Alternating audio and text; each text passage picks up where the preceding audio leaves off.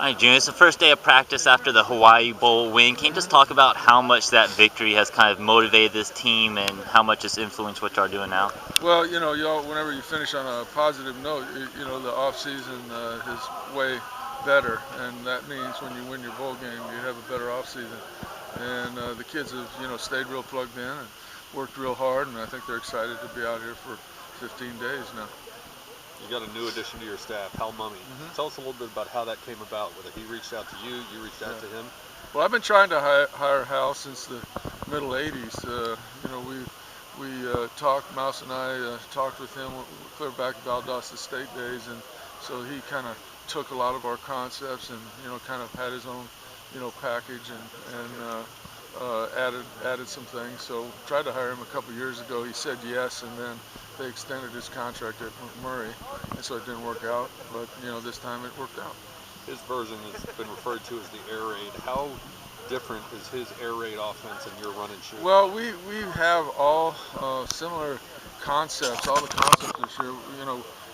We've added a few things. We've changed a few things off of what we've done over the years. And like I said all the time, if you're not kind of staying, anywhere from 15 to 20%, new every year, you're not moving forward.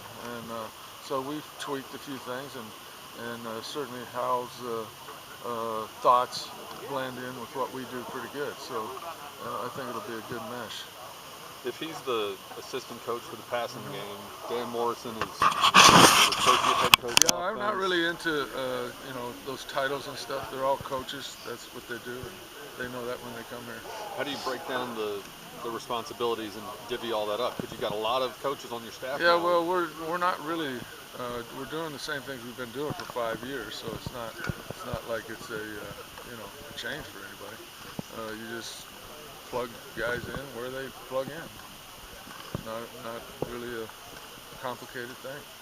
You're going to have Garrett Gilbert now going into a second season. How much change have you seen in him, from what you saw last season to this first practice? Well, what I learned last year was he's a real competitive kid, and I think, anytime a kid gets to stay in the same system and you don't change, you got a chance to keep getting better.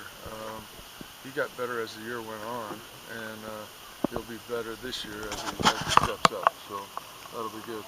Neil Burcham moved up to second on the depth chart that y'all put out. What'd you see out of him that made him move up?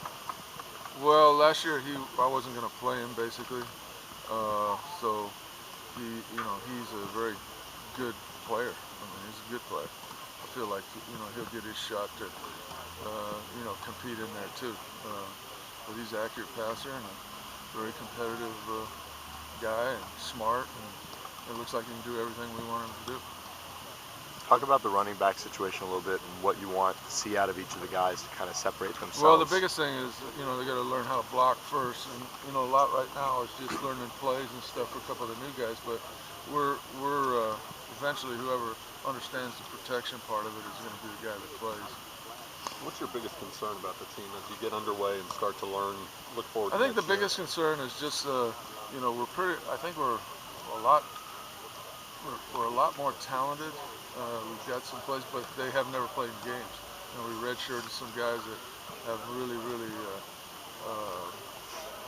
size, speed, talent on defense, and until they prove it in the game, you don't know if they're going to be better than what we have. I think they are, but you're going to live with some mistakes while you go through that. So that's probably the biggest concern. 2 years ago, when you lost the 5 offensive linemen to graduation, you were able to replace them last year with 3 seniors.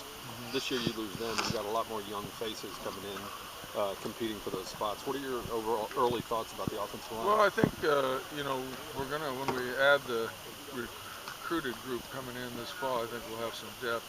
They're just gonna be young, but we got size, and we got some guys that are pretty talented. And now it's their time to step up, just like it was, a few years ago for the other guys to step up.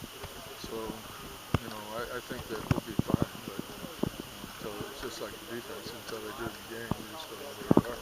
One of the guys I was working with the line today was Christian Holloway. Is that going to be a permanent move to the offensive side of the ball? You know what? Yes, he's going to be an offensive guy. He is, yeah. It's going to be a tackle or a guard? What? He'll play inside. Inside? Yeah. Wes Swan now coaching the offensive line. Who's running the running backs? Timmy and Wes.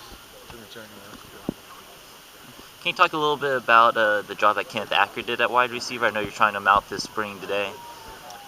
Yeah, no, Kenneth, I can tell already in one day, he's a natural receiver, but he was in high school too, and would have played him there if we had some corners.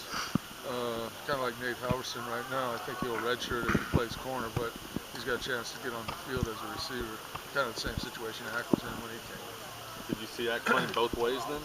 I think that he'll be a starting corner next year in the fall, but I can tell already he's going to be one of our better receivers. You talk about Nate Halverson and Deion Sanders Jr. and kind of what they bring to the table now, enrolling early. Ty Law. Yeah, Ty Law has a hurt hand right now, but Deion looks like he's got some real quickness and elusiveness. And what was the other one? Halverson? Yes. Halverson looks like he's got speed and stuff. He's just learning the first day at receiver. But by the end of spring, he'll probably show up quite a bit because he's got natural gifts. Last year with Derek Kristich hurt, you had Timmy Chang stepping in at practice and throwing some extra balls. Now you've got Kristich back, and then you've got the new guy from California, Austin Kent. How much does that free up and improve what you're able to do in practice? Just Well, it by having more gives arms? you more balls. Guys can catch more balls. It's a learning process for the new quarterbacks too. But they've spent some time on their own, kind of trying to learn it. So we'll end up with, it looks like, quite a few quarterbacks before the fall gets here. We got a couple more that are coming. So it definitely helps you. What can you tell us about Austin Kent? What do you like about him? Well, I haven't really watched him a whole lot other than today, just watching him throw against air. It looks like he's a pretty good athlete. He's got a lot to learn. But we'll evaluate him as we go. Going back to the offensive line real quick, Stavian Lowe is the guy who came in with a lot of hype around him. He had to get in shape last year. Do you think he's about ready to get it going? He's looks like he's worked hard in the weight room and lost the weight. So this spring will be big for him.